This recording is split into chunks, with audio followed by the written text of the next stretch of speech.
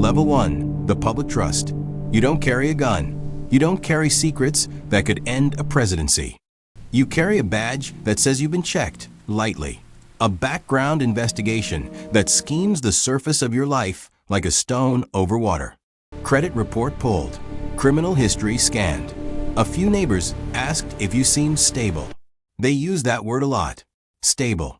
You sit in a beige federal building that smells like burnt coffee and printer toner, while a contract investigator flips through your SF-85 form.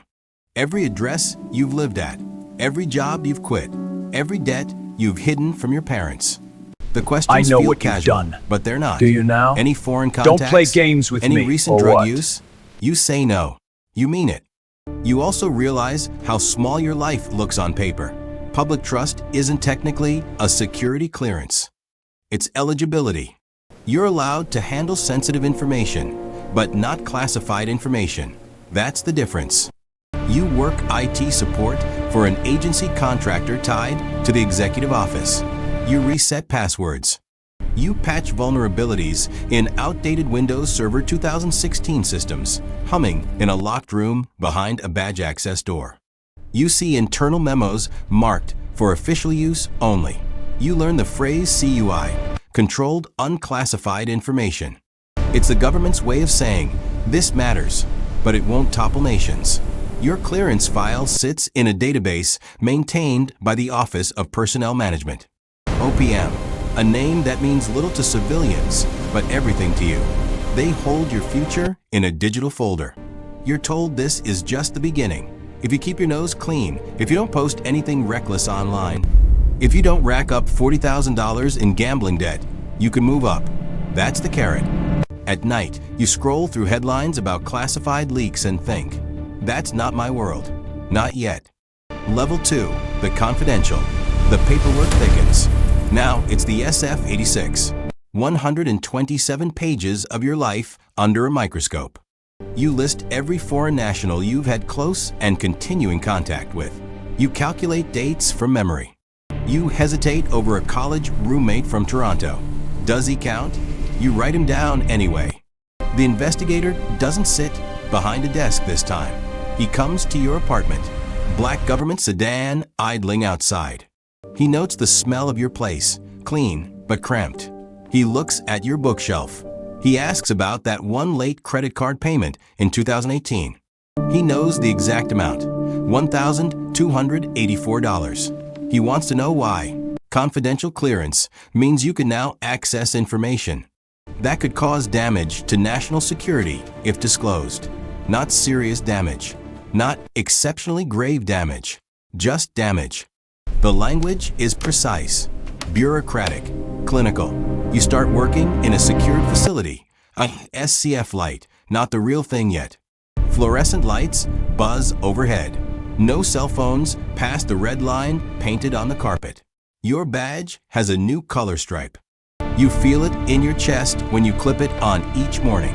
You handle briefings related to travel logistics for foreign dignitaries. Motorcade routes, hotel layouts. You read cables from embassies with redaction blocks like blacked out teeth. You understand that even confidential can mean life or death in the wrong hands. There's a quiet shift in how people talk around you. Conversations stop when you enter, not because they distrust you, but because you're not read in. That phrase becomes your new obsession. Read in. It means access. It means belonging. You also feel the weight of adjudication. The Defense Counterintelligence and Security Agency, DCSA, reviews your file. They look for patterns: alcohol abuse, financial distress, divided loyalties. You start budgeting meticulously. You stop posting political takes online. You don't want ambiguity in your profile. The first time you swipe into a room marked classified processing area, your palms sweat. The door shuts with a hydraulic sigh. Inside, there's no glamour. Just gray desks, dual monitors, and a shredder rated for classified material. The paper confetti looks heavier than normal paper, like it knows what it used to say. Level 3, the secret. This is where it begins to feel real. Secret clearance means access to information that could cause serious damage. To national security, the words echo. Serious damage. You imagine compromised operations. Exposed sources. You imagine headlines. The background investigation goes deeper. 5 to 10 years of your life dissected. Former supervisors receive calls. Your high school guidance counselor might get one too if the timeline demands it. You're fingerprinted. Digital prints scanned into a federal database that doesn't forget. You move into a full SCIF now. No windows. Thick walls layered with RF shielding. Tempest standards enforced to prevent electronic eavesdropping. Your phone stays in a locker outside, sealed in a gray pouch. Inside, you work on SIPARNet, the secret Internet Protocol Router network. The login screen feels heavier than any civilian system. Two-factor authentication. CAC card inserted. PIN entered. The network hums differently, slower, isolated. You're assigned to analyze threat assessments tied to presidential travel. Specifics: shoulder-fired missile capabilities within a 5-mile radius of scheduled events. Known extremist chatter flagged by keyword algorithms. You read reports referencing exact models: SA-7 Grail, FIM, 92 Stinger. You learn how far they can reach. You learn how fast they can ruin a motorcade. The smell of the SCIF is recycled air and industrial carpet cleaner. The clocks on the wall are set to Zulu time. You start thinking in 24-hour format, 18:30 instead of 6:30 p.m. It changes your brain in subtle ways. There's an unspoken hierarchy now. Secret holders glance at confidential holders.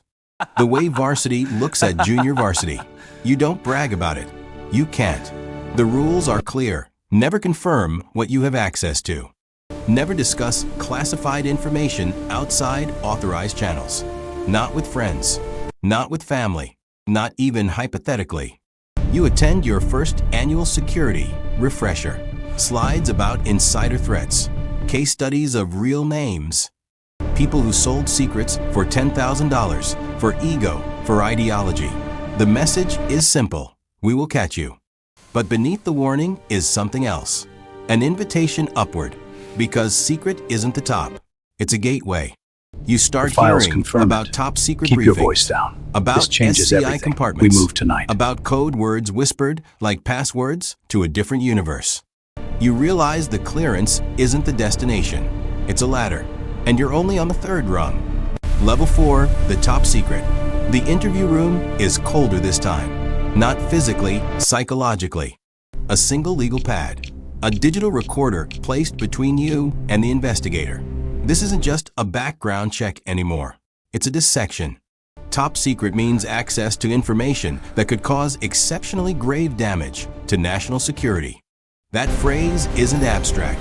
It's war plans, nuclear command and control procedures, names of undercover assets in hostile capitals, satellite capabilities that don't officially exist. Your investigation upgrades to a Tier 5. They pull 10 years minimum, sometimes your entire adult life. They knock on doors you forgot existed. A former landlord in Arizona, an ex-girlfriend's coworker, a professor who remembers you were intense but disciplined. Every financial account is examined. Every foreign trip logged. They ask about that week in Bangkok in 2015, who you met, what you did, why you paid in cash. You sit for a subject interview that lasts 3 hours. They ask about alcohol consumption patterns, prescription medications, pornography habits. It's not morality they're testing. It's leverage. If someone could blackmail you, they want to know before your adversary does. When adjudication clears, your badge changes again. Access to a full SCF, no light version. This one has vault doors thick as bank safes.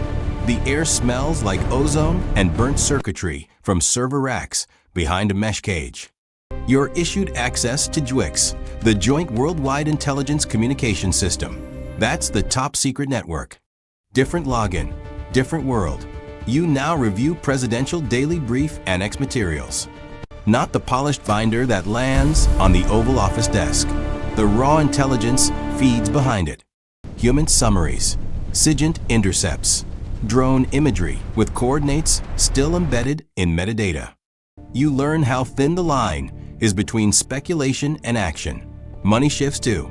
You're paid more, not extravagantly, but enough to make you comfortable. $115,000 a year as a GS-13 equivalent contractor role. Health insurance, This should cover clearance it. retention It better. bonuses I'll be in whispered touch. about inside conversations. Your skill isn't just analysis now, it's trustworthiness. You notice paranoia creeping in around the edges. You stop discussing work entirely.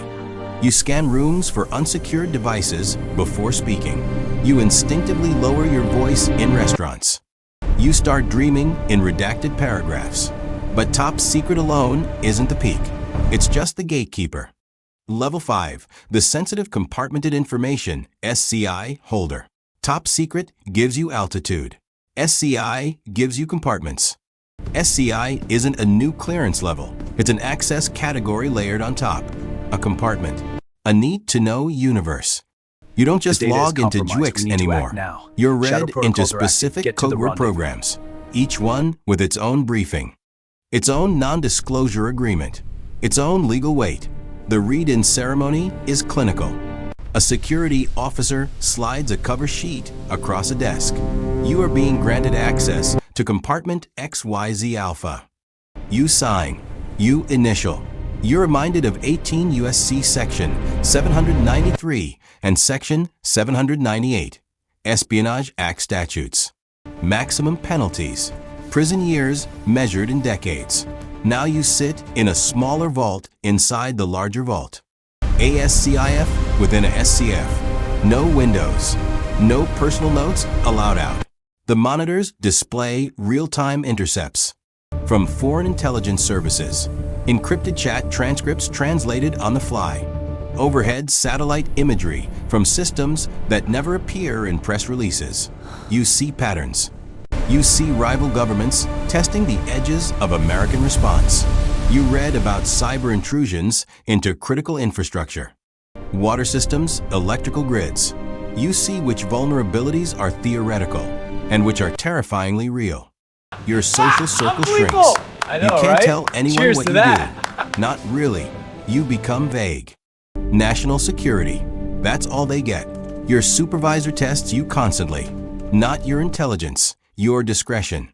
He leaves documents slightly misfiled to see if you follow protocol. He asks hypothetical questions to see if you overshare. In this world, competence is assumed. Character is evaluated daily. You feel power for the first time. Not loud power, not visible. Quiet power. The knowledge that you know something almost no one else does. And then they mention a polygraph. Level 6, the Special Access Program SAP Insider.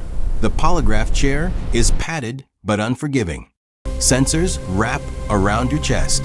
Blood pressure cuff tightens. Electrodes on your fingertips measure sweat response. A man with a neutral face asks questions in a calm, repetitive cadence. Have you ever deliberately mishandled classified information? No. Have you ever lied on your SF-86?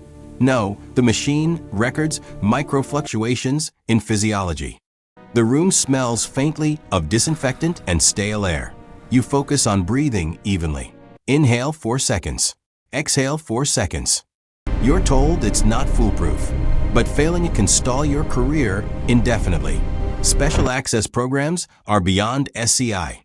These are the black projects, the unacknowledged budgets buried in line items that look like agricultural subsidies. The aircraft that fly without tail numbers. The cyber tools that can cripple entire banking systems. You're read into a SAP tied to executive continuity operations, where key officials relocate in a national emergency. Hardened facilities carved into mountains. Communications systems shielded against EMP bursts. You review floor plans stamped with classification banners so thick they obscure half the page. The funding numbers make you blink. Billions allocated quietly. No public debate. No headlines. Just signatures and silence. Your clearance status is now a commodity. Recruiters from defense contractors circle discreetly. Retention bonuses climb. $25,000 just to stay another year in a cleared billet. You realize your value isn't your degree. It's your access. But access is isolation. You miss weddings because of sudden briefings. You can't explain why. You lose friends who think you've grown distant. You have. Because every conversation feels like a risk assessment now. And at this level, you understand something fundamental. The higher you climb, the less visible you become. You're not a name anymore. You're an authorization code. And there are still levels above you. Level 7, the Yankee White. This one isn't about documents. It's about proximity. Yankee White is an administrative nickname, but it carries weight inside the executive office of the president. You already hold top secret and SCI. You've passed the polygraph. Now they examine something deeper. Your loyalty under pressure. The investigation is relentless. Financial records pulled again. Continuous evaluation monitoring flags any abnormal bank activity over $5,000. Social media scraped by algorithms that look for extremist language, foreign sympathies, sudden ideological swings. Your spouse is interviewed, your parents too. The investigator asks your partner if you've ever shown hostility toward government authority. It sounds absurd until you realize how seriously they're asking. Yankee White grants access to support the president and vice president directly, not policy, not theory, physical proximity, West Wing corridors, Oval Office outer offices, Marine One manifests. You step inside the White House complex not as a tourist, but as cleared personnel. The air inside the West Wing smells like polished wood and old carpet. There's a hum under everything. Quiet conversations, printers, footsteps on hardwood. U.S. Secret Service agents scan badges. With the kind of eye contact that feels like an X-ray. You notice how they position themselves near door frames, hands relaxed but ready. You review secure communications, routing for presidential travel. You learn the code words for relocation protocols. You sit in rooms where contingency plans are discussed calmly, like grocery lists. Continuity of government isn't abstract anymore. It's binders labeled with relocation sites and secure comm frequencies. The money doesn't explode. This isn't Wall Street. But your salary bumps again, $135,000, maybe $150,000.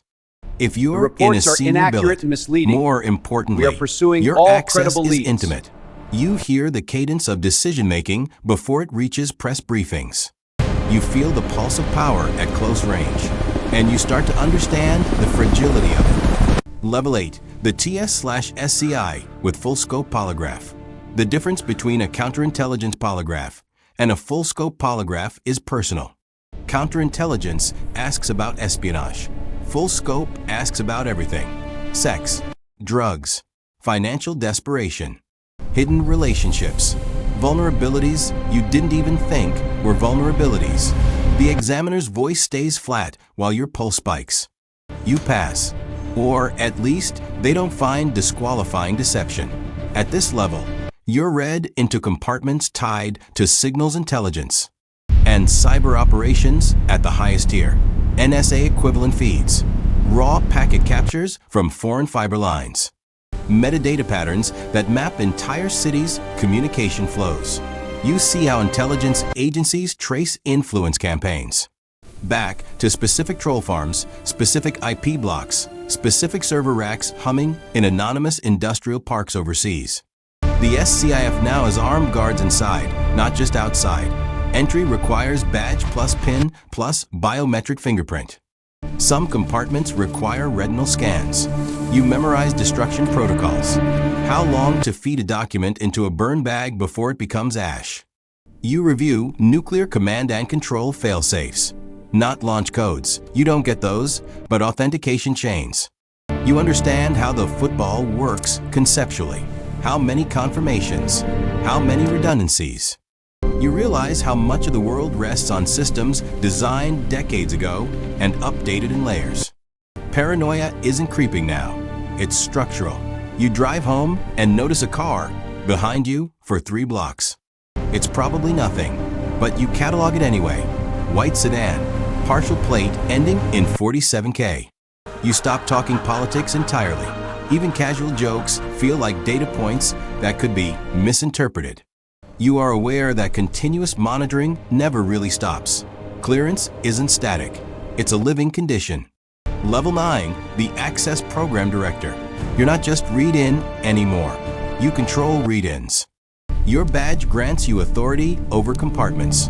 You decide who gets access to which codeword programs. You sign non-disclosure agreements as the witness, not the initiate. The power shift is subtle but intoxicating. Your office is still windowless, but larger. 2 secure safes bolted to the floor. A shredder rated for top-secret/SCI material that grinds paper into dust. You carry 2 sets of credentials. One for general TS/SCI systems. One for specific SAP enclaves.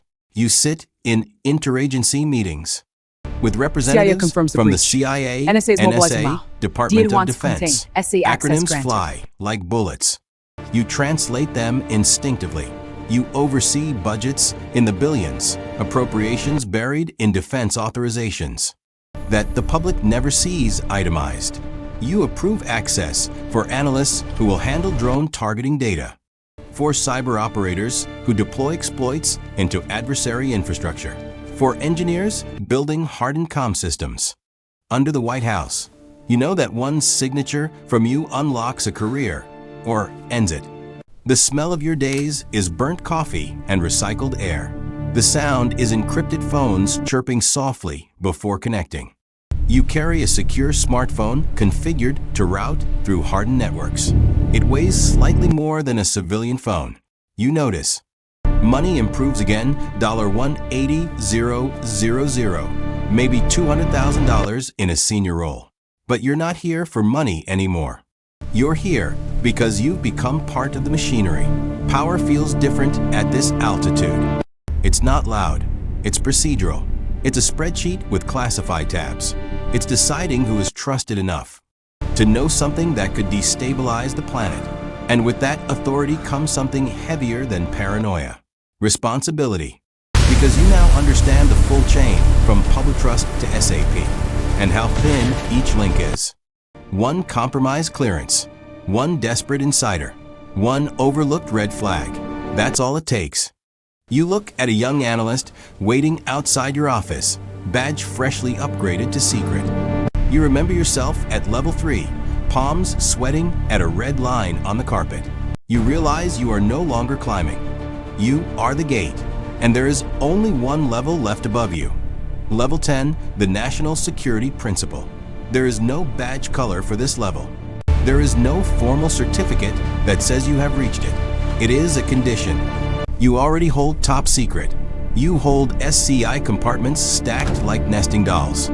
You are read into SAPs that don't exist in public budgets. You have passed the polygraph more times than you care to remember. But this level isn't situation about has escalated. We must act now. Anymore. Review It's the about data. Prepare decision contingency authority. protocol. You sit inside the Situation Room, not the Hollywood version. No glowing blue maps or dramatic countdown clocks. The real one is tighter. Lower ceiling, fluorescent light reflecting off matte screens. The smell is leather chairs and electronics running hot. You are one of the few with unfettered access to cross-compartment intelligence. You see the CIA Human Report. You see the NSA SIGINT intercept. You see the satellite imagery from the National Reconnaissance Office. You see the cyber attribution analysis from US Cyber Command. You see it all at once. Most people in the building only see slices. You see the whole mosaic. You are not the president, but you are one of the few who shapes what the president sees. You decide what makes it into the briefing packet and what stays buried in annexes. You know that framing matters. A single adjective can shift posture from caution to confrontation. A foreign missile test appears on the screen. Solid fuel, road mobile, likely range for 1,000 kilometers. Analysts debate intent. You weigh probabilities. Is it deterrence signaling? Is it escalation preparation? Your recommendation travels up the chain within minutes. You carry a secure device that never leaves your side. hardened casing, encrypted modules. It connects to networks that exist nowhere outside vaults. The battery hums faintly when active. It feels heavier than it should. The money is no longer relevant. Your salary might sit at $220,000 or more, but what you trade for it is time. You sleep lightly. You wake to classified alerts at 0317 hours. You know that if something catastrophic happens, you will be called before the public even hears a rumor. This level strips away illusion. You see how often decisions are made with incomplete data. You see how fragile intelligence assessments can be. You see how easily narratives harden into policy. You understand that exceptionally grave damage is not a theoretical phrase. It is a scenario tree branching in 1,000 directions. You attend briefings about continuity bunkers carved into granite mountains. You review evacuation manifests. For senior officials, you see simulations of electromagnetic pulse impacts over the eastern seaboard. You read war game results that end in stalemates, in tactical nuclear exchanges, in global economic collapse. And yet, most days, nothing happens. That's the paradox. The higher the clearance, the more you realize how much of your job is preventing what never makes the news. You walk through the West Wing corridor again. The wood paneling gleams. Tourists shuffle outside behind ropes, unaware of the layers beneath their feet. Secure fiber lines, hardened conduits, blast-resistant structures. A junior staffer passes you, badge marked secret. Nervous energy, hungry eyes. You recognize it. You remember the smell of that first beige office. The burnt coffee, the SF-85 form, the way your life looked small on paper. Now your life doesn't look small at all. It looks compartmentalized. You don't tell your friends what you do. You don't tell your family what you know. You measure every sentence. Before speaking, you understand that clearance at this level is not a privilege. It's a permanent condition of scrutiny. Continuous evaluation never stops. Bank transactions flagged. Travel logged. Foreign contacts monitored. Trust at this height is provisional. You sign off on one more access approval. A young analyst cleared for secret, recommended for SCI. You review the file. Clean finances. No foreign leverage. Steady employment. Stable. You pause on that word. Stable. The same word used about you at level 1. You approve the upgrade. Somewhere in another federal building, under fluorescent lights and the smell of printer toner, that analyst fills out their SF-86. They list addresses. They list debts. They list foreign contacts with careful handwriting. They have no idea what sits at level 10. They imagine prestige, authority, power. They don't yet understand the weight of knowing too much. You lean back in your chair inside the situation room. Screens flicker. Voices murmur over secure lines. The machinery of national security hums around you, quiet, relentless, unseen. You realize something that no clearance form ever mentions. There is no final level. There is only responsibility layered upon responsibility. When you leave, retire, resign, age out, the system does not pause. Your compartments close. Your accesses deactivate. Another name replaces yours in the directory. Another badge scans through the same secure door. Level 1, the public trust. A new hire sits in a beige office, nervous, hopeful, stable. The cycle restarts, and the secrets remain.